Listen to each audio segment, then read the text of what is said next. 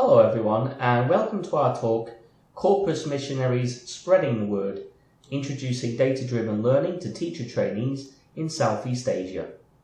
And even though I've been using Corpora for some time now, it's an honor to present my first talk for Teaching and Language Corpora 2020, together with my co-presenter Luciana from the Catholic University Atma Jaya in Jakarta, Indonesia. Obviously, we would have preferred to meet everybody in person, but there's always next time. And you may have noticed the metaphor of Corpus Missionaries or the Corpus Mission, which was mentioned in Uteroma's 2009 work on corpora and language teaching. And the study we're presenting today continues in much the same vein, in that despite the vast wealth of DDL studies now available, more work is needed to reduce the gap between theory, research, and practice.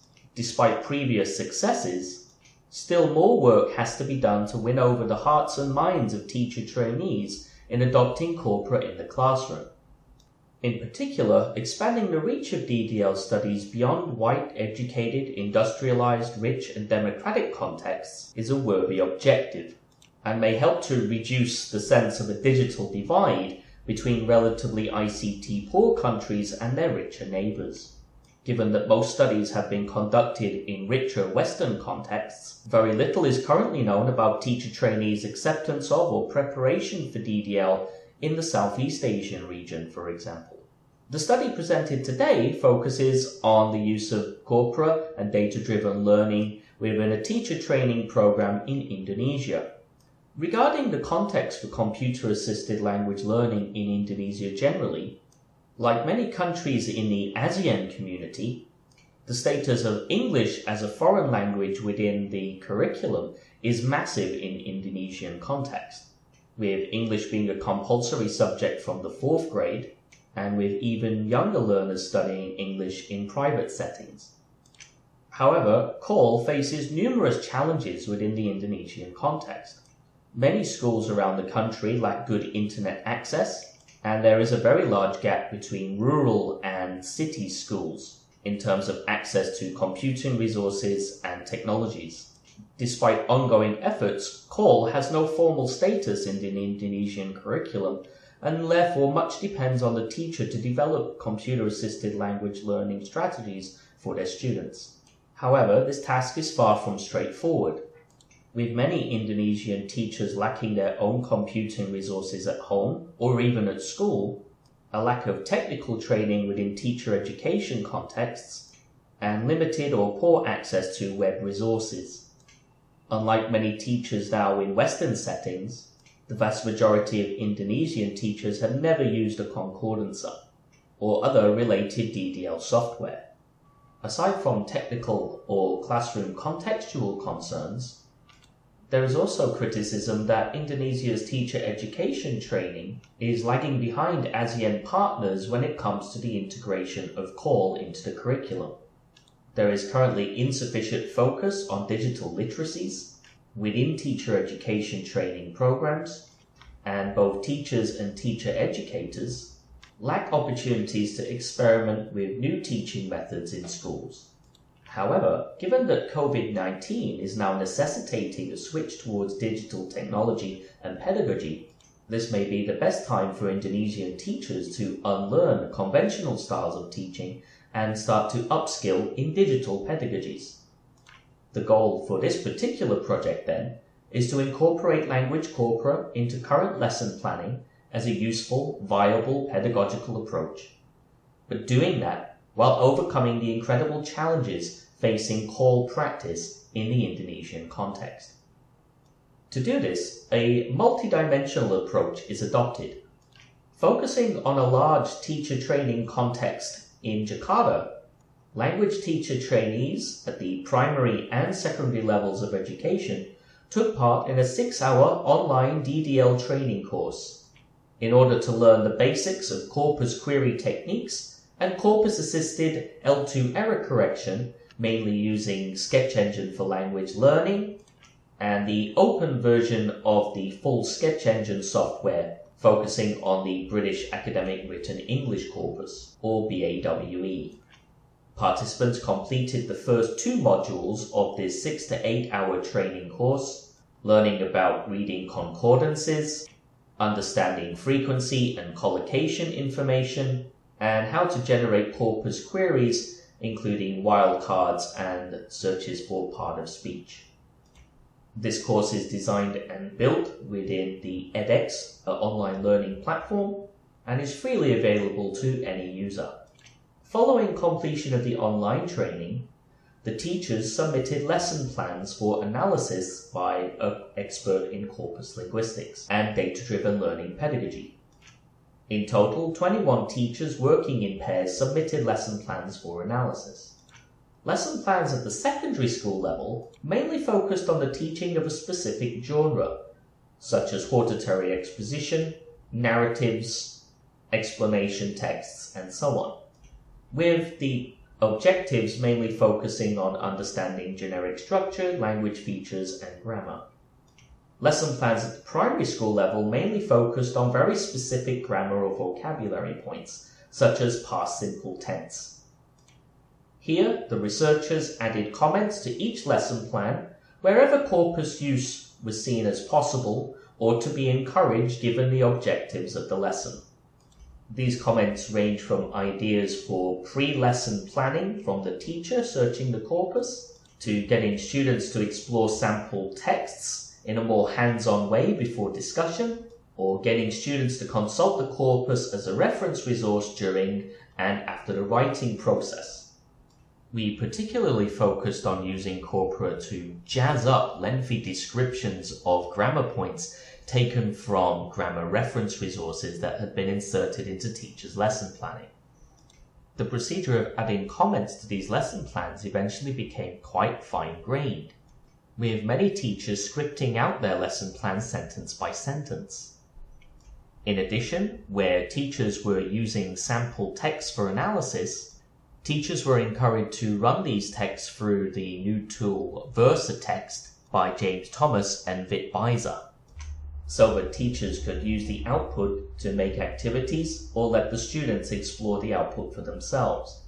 This would allow teachers and students to see the key vocabulary to be learned, separated by part of speech and frequency, as well as to determine the text-specific words that are central to the text, but which may cause particular problems for language learners if they're not familiar with that vocabulary. During the online training and lesson plan annotation procedures, the trainees also discussed the affordances of Corpora and DDL together with their disciplinary tutor through the use of Google Classroom discussion forums. This data provided interesting insights into teachers' perceptions of corpus use, their initial ideas of integrating this approach into their lesson planning, and the challenges that they were facing in doing that. Once the annotated lesson plans had been returned to the trainees undertook a series of 3-hour workshops conducted via Zoom thanks to COVID-19 travel restrictions. Workshop 1 refreshed their memory on the basics of corpus consultation, whereas the second workshop focused on building and analyzing their own corpus. Trainees were exposed to the corpus building software AntConc, as well as the online platform Voyant Tools and VersaText, as well as the bootcat function of Sketch Engine. This was deemed crucial, especially for the secondary school teachers who were mainly using Corpora to make the teaching of particular genres more interesting for their students. The third and final workshop then focused on lesson planning for DDL, where the researchers checked the students' ideas for their upcoming lesson plans, as well as discussed the Indonesian trainees' specific contextual concerns and worries regarding the integration and implementation of DDL into their language classrooms. If attendees of TALC2020 want to view the recordings of these sessions, feel free to send me an email. Next, following the workshops, teachers were given 2 weeks to design a new lesson plan in pairs with at least one corpus activity embedded into that lesson plan. There was significant variation, as might be expected, among the trainees in terms of how far or how well they were able to integrate corpus and DDL into their lesson plans. This first example shows basic unstructured corpus use as embedded into teachers' lesson planning. Here, the teachers were aiming to use the corpus tools in a similar way to that of a dictionary as an external source that students can check the meaning or synonyms or vocabulary.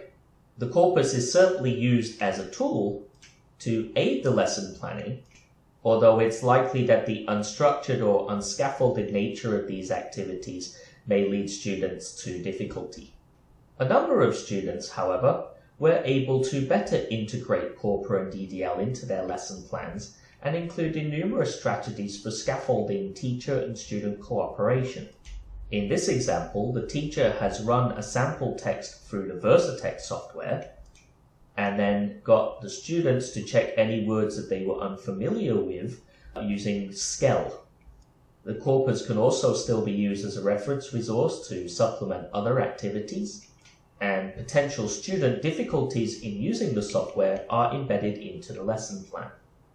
There were also a number of quite outstanding attempts where the teacher trainees had managed to fully integrate the use of Corpora and DDL within a wider call context within the lesson planning. In this example, students are learning about analytical hortatory texts and are instructed to check vocabulary using the BAWE. Following students' corpus consultation, students are instructed to visit an external website where a quiz is hosted on the website Quizzes, and the quiz questions relate to some of the queries that the students would have been involved in at the previous step. Following the quiz, further discussion between the teacher and students is encouraged. This approach fully integrates corpus use within a wider approach to call taken within this particular lesson, and the corpus consultation process is consolidated in a fun and engaging way for the students. Next, following all of this training, the teachers were invited to complete a questionnaire survey adapted from Union Havela 2004 and Chen Flowerdew and Anthony 2019. When asked about their general impressions of Corpora and DDL, as you can see here, the teachers were generally favourable towards the process, seeing Corpora as more useful than currently used dictionaries or translation websites for English learning, and an increased sense of learner autonomy and digital skills as a result of the training. However, the teachers were still not entirely confident in their corpus abilities by the end of the training, and reported difficulty in using the Corpora mainly due to time and effort spent on analysing the data. The teachers were rather confident about the use of Skell, Sketch Engine and VersaText in their future lesson planning, but less so for Lingual, Voyant Tools and AntConc. Regarding the teachers' future plans to use Corpora in the classroom, while the teachers were convinced that using Corpora could help improve students' general writing skills, and that the use of Corpora could increase students' confidence about learning English, the teachers were less sure about whether the Corpus software could be adapted for younger learners or whether young learners would be able to use Corpora. When pressed as to why, teachers responded that the Corpus may be too advanced for younger learners and that institutional policies also cause trouble for implementing DDL in the classroom. When asked about Indonesia-specific concerns, most teachers agreed that there would be difficulties in the implementation of corpus use in the Indonesian context. A lack of technology, as well as unfamiliarity with corpus software and institutional policies, were all given as reasons, although this is in line with research in other contexts. Following the questionnaire survey, participants were selected for interview depending on whether they had provided positive or negative responses to corpus use at the primary and secondary levels. When asked how Corpora might be useful for teaching, the participants stressed that Corpora are useful for learning about language features in context, and that corpus use can greatly enhance the current approaches to pedagogy that the teachers were involved with.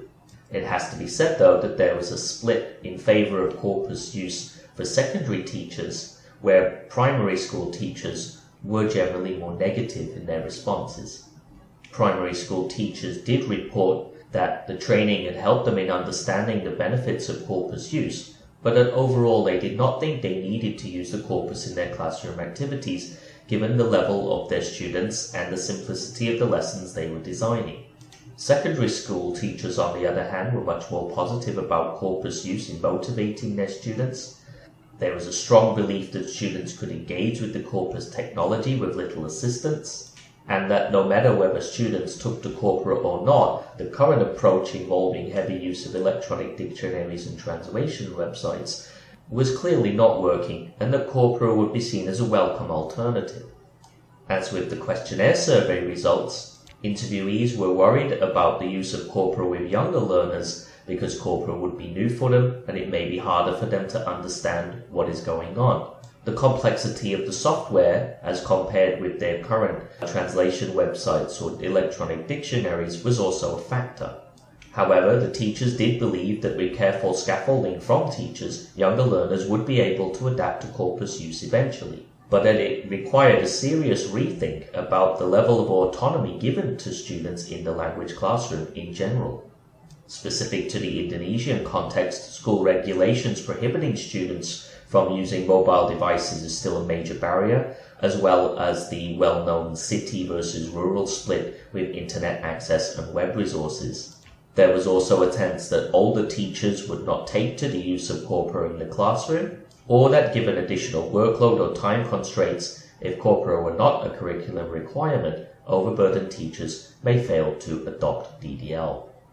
So, in conclusion, despite some misgivings, Indonesian teacher trainees generally saw the benefits of Corpora and also responded very well to the corpus training.